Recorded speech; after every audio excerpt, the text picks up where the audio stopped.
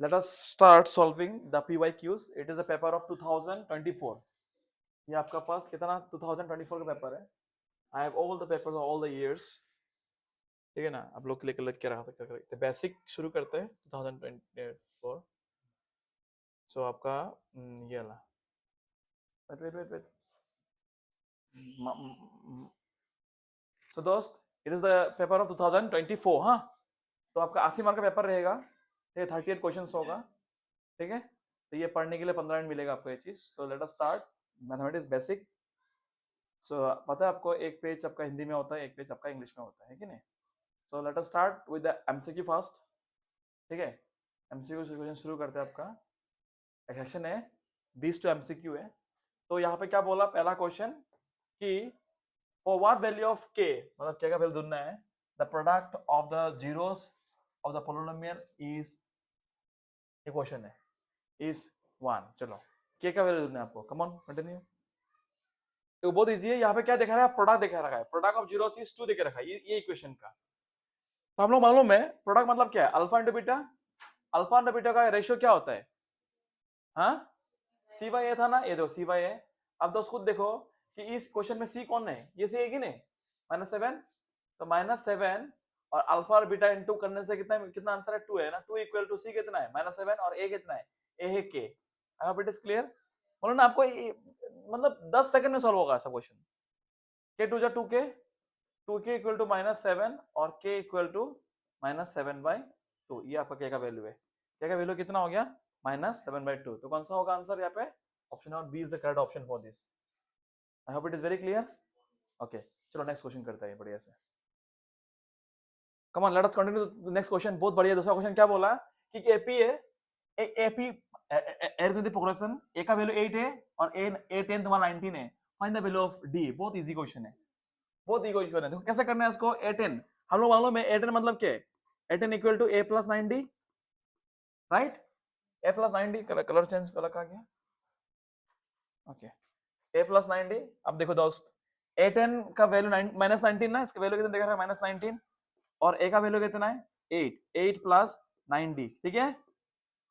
8 को उधर लेके जाओ, कितना होगा, -19 -8 equal to 9D. Minus minus plus, तो कितना होगा यहाँ पे 27, -27 ये 7 को उधर लेके आओ तो कितना होगा, 3 इक्वल टू D. तो कितना होगा, कटेगा. तो इधर दोस्तों कलर जो कलर, तो कितना हो गया, 3 कितना जा, 3 9 जा 27. तो D equal to -9, D equal to -9. कौन सा ऑप्शन सही है. द वैल्यू ऑफ D, कुछ गलती हो रही है यहाँ पे कुछ. सॉरी यहाँ पे ये 9 है ना, तो 9 इधर आएगा तो 9 3 जा होगा ना, -3. तो D equal to -3. Option number D is the correct option in this case. Option number D is. So now let us move to question number 3. Question number 3 में क्या बोला, ये देखो. The midpoint of the line segment joining the point, ये 2 point है. तो ऊपर उठा देता है. बहुत बढ़िया क्वेश्चन है, सिंपल क्वेश्चन है. The midpoint of the line joining the point, ये और ये पॉइंट का midpoint ढूंढना है. midpoint, ठीक है ना. मतलब ये पॉइंट P है और ये पॉइंट Q है. तो ये P और Q, मानो कि ये P पॉइंट है, इसका कोऑर्डिनेट कितना है, -1,3 और Q पॉइंट कितना है, 8,3/2. ठीक है ना. आपको इसका मिड पॉइंट ढूंढना है. मिड पॉइंट बीच का पॉइंट ढूंढना है.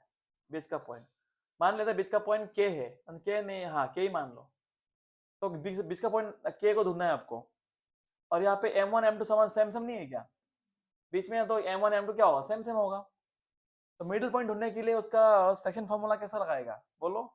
के x, y इक्वल टू क्या था, बोलो.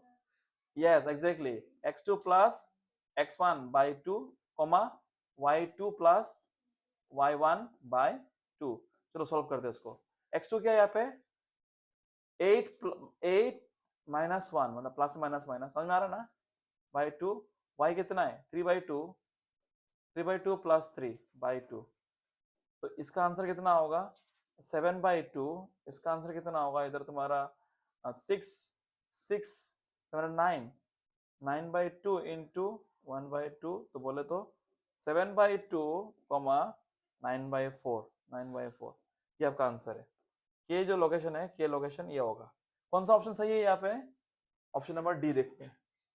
7/2 9,4, 7/2 9,4. बहुत बच्चा सोचता है कि यार एमसीक्यू तुक्का के लिए होता है, तुक्का लगा के मार दो, निशाना लगा तो राइट, गलत हुआ तो खत्म, ठीक है ना, ये गलत हम लोगों का सोच है। आई hope it is very clear. चलिए अगला क्वेश्चन करते हैं यहाँ पे।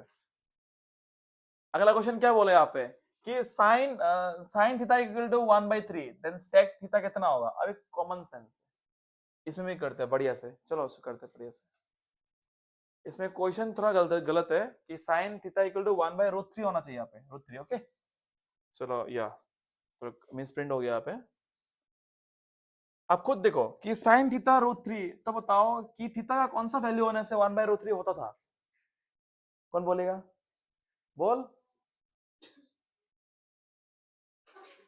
क्या बोलो, क्या ये क्वेश्चन ही गलत है आपका, क्योंकि साइन का किसी का वैल्यू भी 1/√3 नहीं आता, 10 आता है ना, 10 आता है यार, 10। इधर ये क्वेश्चन ऐसा होना चाहिए था, कहा गया ये क्वेश्चन अगर ऐसा होना चाहिए था, अगर मानो कि इधर 10 थीटा इक्वल टू 1/√3, और या फिर ये 10 साइन लिखता तो ऐसा ऐसा होना चाहिए था, साइन थीटा इक्वल टू 1/2, तभी मानता, ठीक है ना।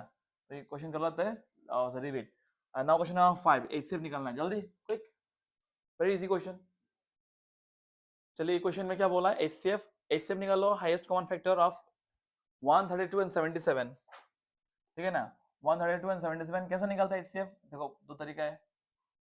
बड़ा नंबर को अंदर लिखो 132, यहाँ पे लिखो 77, 77 टू जा करेगा तो पार कर देगा 77, 1 जा कितना होगा 77, माइनस करो 12 से 7 के तो 5, ठीक है, इधर 2 है, 12, 12 से 7 के तो 5, 55 क्लियर है।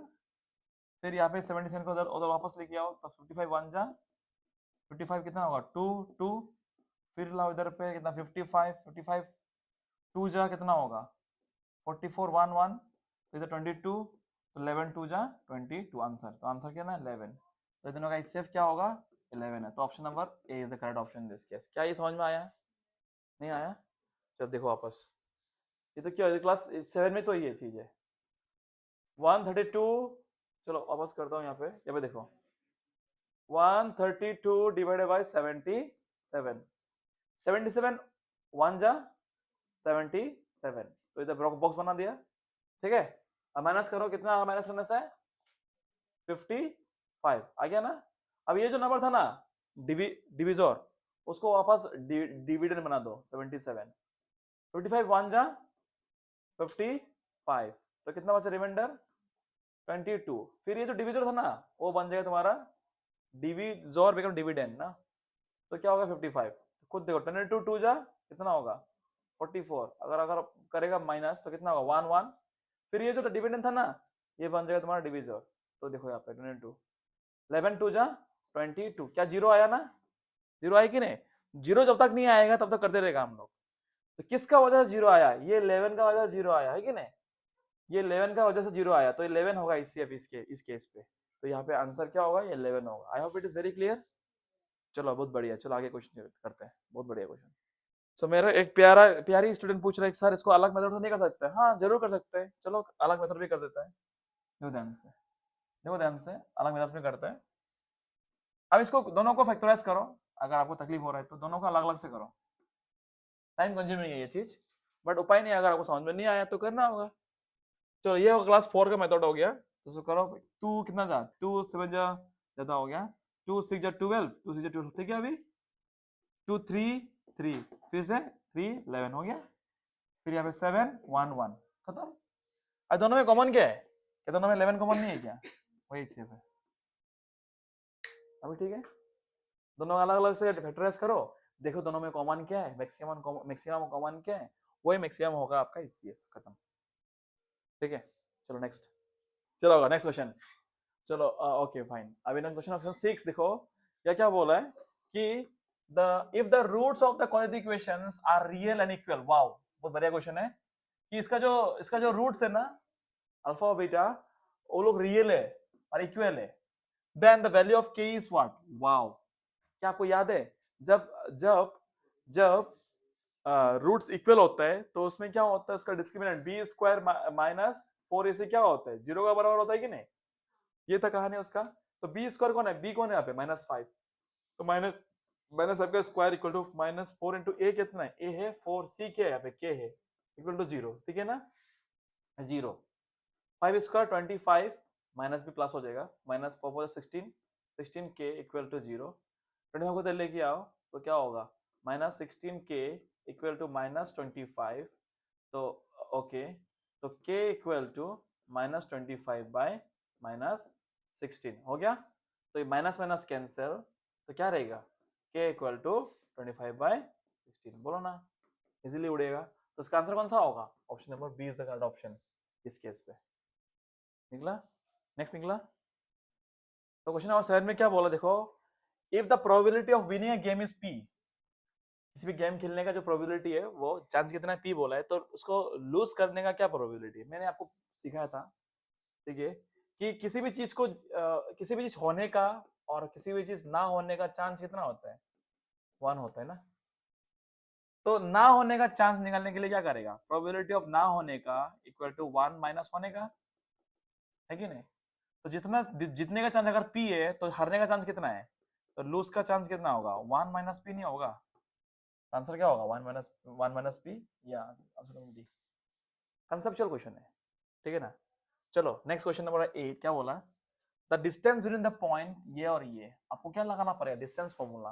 क्या होता है डिस्टेंस फॉर्मूला, हाँ क्या होता है, रूट ओवर